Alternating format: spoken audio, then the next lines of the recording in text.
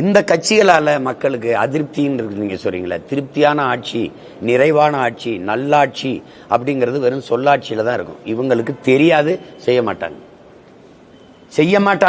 இவங்களுக்கு தெரியாது. அது இறந்துருச்சு. அந்த ஆட்சி நடத்தணும்னு நினைக்கிற தலைமைகள், அந்த ஆட்சி அதெல்லாம் நமக்கு கனவாயிருச்சு. அது நம்ம தாத்தா காமராஜர் காலத்தோட முடிஞ்சிட்டு, பேரறிஞர் அண்ணா வரைக்கும் இருந்த அரசியல் நேர்மை, தூய்மை, அண்ணன் நாகரிகம் அதெல்லாம் செத்துருச்சு. என்னைக்கு ஐயா கருணாநிதி அந்த நாற்காலியில் உட்கார்ந்தாரோ அன்னையிலிருந்து தீய அரசியல் ஆட்சி முறையின் தொடக்கம் உருவாயிருச்சு. அதுக்கப்புறம் அதை எதிர்பார்த்து இதை முற்று முழுதா தகர்த்து, பகத்சிங் சொன்னதுதான், வெளிப்படையாகவே அநீதிகளால் கட்டமைக்கப்பட்ட ஒரு சமூகத்தை தகர்த்து முற்று முழுதாக புதிய ஒரு சமூகம் படைப்பதற்கு பெயர்தான் புரட்சிங்கிறார். இப்ப வெளிப்படையாகவே அநீதிகளால் கட்டமைக்கப்பட்டுருச்சு. ஏன் நாடு, மற்ற நிலப்பரப்பை விடுங்க, இந்தியாவில் ஏன் நிலம், லஞ்சம் தெரியுது, ஊழல் தெரியுது, வளக்கொள்ளை தெரியுது. இதே கிருஷ்ணகிரியில் தானே ஒரு நாளைக்கு 1 லட்சம் டன் கர்நாடகா எடுத்துட்டு போகுது லாரியில. லாரி உரிமையாளர் சங்கர் யுவராஜ் பேசுறாரு. அப்போ ஒரு நாளைக்கு 1 லட்சம் டன்னா அவரும் அளந்து பார்க்கல சொல்றாரு. அப்போ ஒரு ஆண்டுக்கு எவ்வளவு? இது 10 ஆண்டுகளுக்கு தொடர்ந்த மழை எங்க இருக்கும்? கண்ணுக்கு தெரிஞ்ச மீத்தேன், ஈத்தேன் எல்லா வளங்களும் சுரண்டப்படுது. மணல் சுரண்டப்படுது, மண்ணு சுரண்டப்படுது, காடுகள் அழிக்கப்படுது. அப்ப நீங்க காடு நீர் அது அழிக்கப்பட்டால் நான் நட்டு வச்சிடலாம், காட்டை நீரை தேக்கி வச்சிடலாம். மலையை மணலை எப்படி உருவாக்குவீங்க? கண்ணுக்கு தெரிஞ்சு எல்லா நீதி. வாக்குக்கு காசு கொடுக்கறது சரியான முறைன்னு நீங்க நினைக்கிறீங்களா? ஜனநாயகத்தில், மக்களாட்சியில் மக்களுக்கு இருக்கிற கடைசி கருவி அது ஒண்ணுதான். கடைசி மதிப்புமிக்க உரிமை அதுதான். அதான் அண்ணல் அம்பேத்கர் சொல்றாரு, மதிப்புமிக்க நம் உரிமைகளை சில ரொட்டி துண்டுகளுக்காக விற்பது அவமானகரமானதுங்கிறார். அந்த மதிப்புமிக்க உரிமையை விலை கொடுத்து வாங்குற ஒரு முறை எப்படி ஜனநாயகமா இருக்கும்? ஒரு முதலாளி காசு கொடுத்து வாக்கை வாங்கிட்டான்னா லாப தேவை இருக்குமா முதலாளிக்கு? அந்த மக்களுக்கு சேவை செய்யணுங்கிற என்ன இருக்குமா?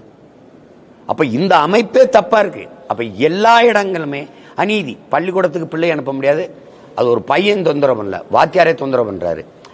தானியில பயணம் பண்ண முடியாது, தொடர் வண்டியில பயணம் பண்ண முடியாது, கல்லூரிக்கு போக முடியாது, பல்கலைக்கழக வளாகத்தில் படிக்க முடியாது.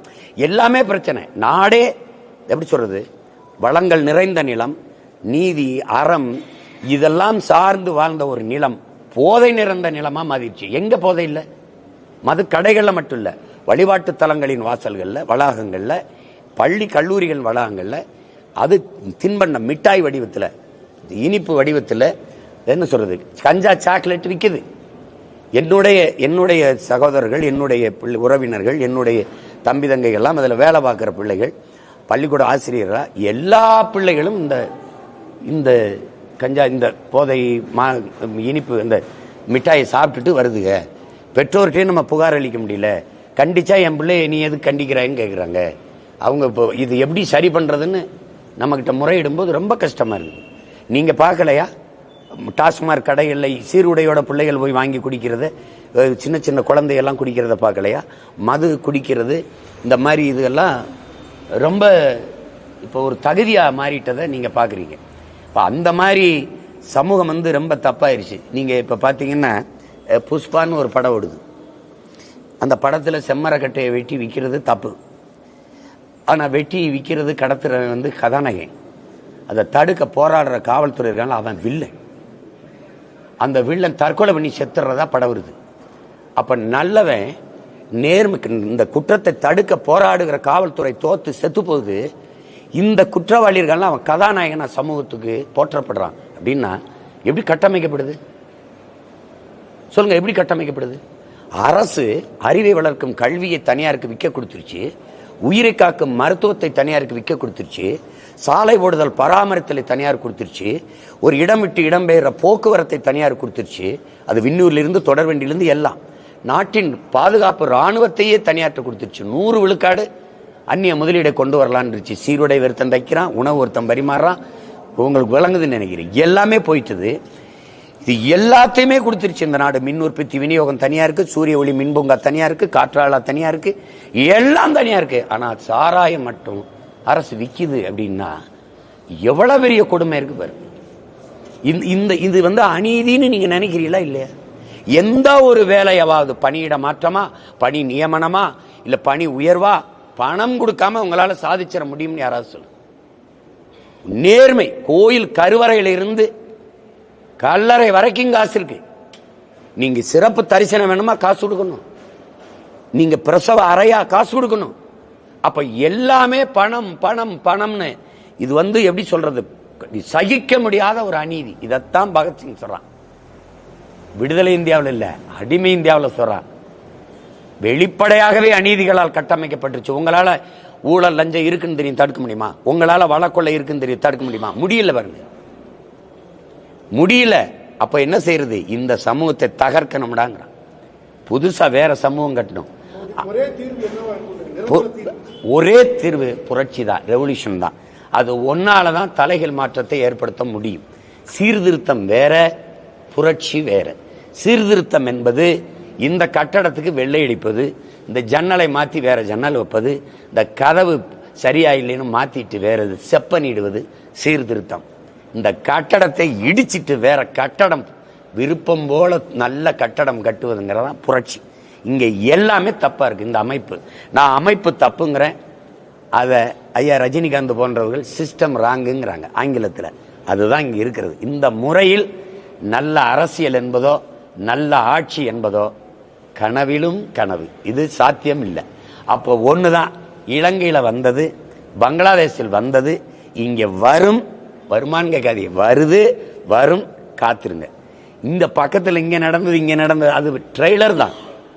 பங்களாதேஷ் இலங்கையின் முன்னோட்டம் தான்.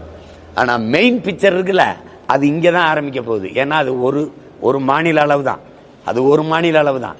இது 29 நாடுகள். என்ன ஆகும்னு பாருங்க. இலங்கையில 3 விழுக்காடு தான் ஜனதா விக்தி பிரமாண வாக்கு வச்சிருந்துச்சு. எத்தனை விழுக்காடு? 3. 50 விழுக்காட்டுக்கு மேல வாக்கை பெற்று இன்னைக்கு அதிபராயிருக்காரு அவர். அப்படின்னா அந்த நாடு தலைகள் மாற்றத்தை கண்டுச்சு. அது மாதிரி ஒரு பெரிய மக்கள் புரட்சி இங்க உருவாகும். எப்படி உருவாகும் கேளுங்க. 1 லட்சம் போராட்டங்களுக்கு நாங்க கடந்த 3 ஆண்டுகளில் அனுமதி கொடுத்திருக்கோம்னு சட்டசபையில மாண்புமிகு ஐயா தமிழக முதல்வர் அவர்கள் பேசினது இருக்கு. 1 லட்சம் போராட்டங்கள்னா 1 லட்சம் பிரச்சனைகள் மக்களுக்கு இருக்குது. இன்னும் இருக்குது. அரசுக்கே பிரச்சனை இப்ப போராடுது. பார்த்திருக்கீங்க, இப்ப பாக்குறீங்க. உங்களுக்கு நீதி தர மாட்டேங்குதே, தொகுதி சீரமைப்புன்னு பாதிப்பு பேர். அப்ப நீங்களே வர்றீங்க, களத்துக்கு வர்றீங்க. இப்ப 1 லட்சம் பிரச்சனைகள் அங்கொன்றுமா சிறு சிறு நெருப்பு துண்டுகளாக எரிஞ்சு கொண்டு இருக்குது, கனண்டு கொண்டு இருக்குது. ஒரு நேரத்தில் படக்குன்னு இந்த நெருப்புகள் ஒன்றிணையும் போது அது பெரும் தீயா, புரட்சி தீயா பற்றி எரியும். அப்ப இவர்கள் எவர்களும் எதிர் நிற்க முடியாது. அன்னைக்கு ஒருத்தன் அதுக்குள்ள அந்த நெருப்புல இருந்து ஒருத்தன் வருவான். அவன் அன்னைக்கு நீங்க பார்க்க தான் போறீங்க. இப்ப நான் பேசுனதெல்லாம் சும்மா எல்லாம் விளையாட்டு பேசிட்டு இருக்கேன்னு நினைக்கிறீங்க. நீங்க காத்து விற்கப்படும் சொன்ன நீங்க யாரும் நம்பல, இதெல்லாம் நடக்கும் சொன்ன யாரும் நம்பல. இதை நீங்க நம்புங்க, நடக்கும். இவங்க அதை நோக்கித்தான் கொண்டு போயிட்டு இருக்காங்க. இதை பற்றி மக்களுக்கு 100 விழுக்காடு கல்வி கொடுக்கணும், பசிங்கிற சொல்லு இல்லாம ஒழிக்கணும், ஏழ்மை வறுமையை ஒழிக்கணும், படித்த இளைஞர்களுக்கு வேலை வாய்ப்பை பெருக்க கொடுக்கணும். அதை பற்றி யோசிக்காம இதுல சீர்திருத்தம் பண்றேன். அதாவது இந்த சாலையில் நீங்க போகும்போது டேக் டைவர்ஷன் பாருங்க, இப்படி டேக் டைவர்ஷன், இப்படி திரும்பு அப்படின்னு. அது மாதிரி இந்த பிரச்சனை ஒன்னொன்னையும் தள்ளி திருப்புறது. இப்ப கால் மேல கால் போட்டு செய்தித்தாள் படிச்சுட்டு பாரு முதலாளி, நாய் இங்க நிற்கும், ரொட்டி துண்டு தட்டில் இருக்கும், எடுத்து இப்படி வீசுவார். அது போய் எடுத்துக்கிட்டு இங்கே வந்து நின்று மறுபடியும் வாலாட்டம், இந்த பக்கம் வீசுவார். போய் எடுத்துட்டு வந்து இங்கே நின்று வாலாட்டம், அப்புறம் இந்த பக்கம் வீசுவார். அப்புறம் போய் எடுத்துட்டு வந்து தின்னுட்டு சாப்பிட்டு வந்து வாலாட்டம். எங்களை நாயினும் கீழாக மதிச்சு இந்த ஆட்சியாளர்கள் பல்வேறு பிரச்சனைங்கிற ரொட்டி துண்டுகளை இங்கே மும்மொழி கொள்கை இங்கிட்டு வீசு, அப்புறம் இது இங்கிட்டு வீசு அப்படின்னு நாங்க இந்த ஆட்சியில் நடக்கிற தீமைகள் குறைகள் எதையும் பேசாம என்ன இப்படி நடந்துருச்சு. இது ஒரு 4 மாசம், இது ஒரு 2 மாசம் பேசுவோமா, இப்ப ஒரு 2 வாரம் பேசுவீங்களா, அப்புறம் வேற ஒன்று வரும் பாருங்க, வரும். இப்படிதான் இந்த பிரச்சனைங்கிற பிஸ்கட், இந்த ரொட்டி மக்களுக்கு வீசப்பட்டுக்கிட்டே இருக்கு.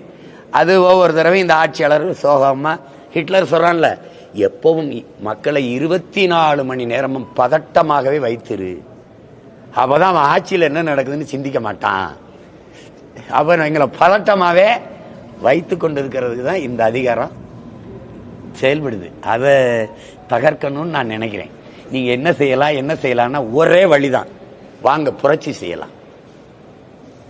வேற ஏதாவது கேள்வி இருக்கா? யாரு? சினிமாவில் காலாவதியான சிலர் அரசியலுக்கு வந்து அங்கீகாரம் பெறுகிறார்கள் அப்படின்னு திருமாவளவன் வந்து பேசியிருக்கிறாரு. அது அதை எங்க அண்ணன் சொல்றாங்களா தெரியல. என்னன்னு ஒருவேளை ஏன்னா அவர் கூட 2-3 படங்கள் நடிச்சார் எங்க அண்ணன் கூட, அதை கூட அவர் சொல்லியிருப்பார். அதை விடுங்க, அது ஏதோ சொல்லியிருப்பார்.